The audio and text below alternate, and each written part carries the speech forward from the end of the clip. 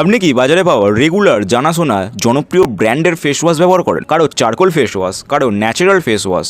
এই সমস্ত কোম্পানিগুলি natural face ওয়াশের নামে ভরে ভরে কেমিক্যাল আর হেভি মেটাল ইউজ করে। ফেস ওয়াশগুলি ইউজ করার সময় তো আপনার খুব ভালো লাগে, বাট লং টার্মে এই ফেস ওয়াশগুলো আপনার স্কিনকে মেরেও ফেলতে পারে। এই ফেস ওয়াশগুলোর মধ্যে এত বেশি পরিমাণে বাজে কেমিক্যাল, এমনকি ডিটারজেন্ট পর্যন্ত ব্যবহার করা হয়।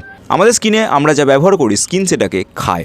মানে আমরা যেটা আমাদের স্কিনে মাখবো সেটা স্কিন অ্যাবজর্ব করে নেবে। তাই এই সমস্ত হাই কেমিক্যাল যুক্ত ফেস ওয়াশ মাখার ফলে আপনার স্কিন সেই কেমিক্যালগুলোকে অ্যাবজর্ব করে আর স্কিন ভেতর থেকে মারা যায়। তাই একটা সস্তার আর খুবই ন্যাচারাল একটা ফেস ওয়াশের সম্বন্ধে বলছি, যেটা ইউজ করলে আপনার স্কিন আবার বেঁচে উঠবে আর আপনি কেমিক্যাল মুক্ত হেলদি স্কিন পাবেন।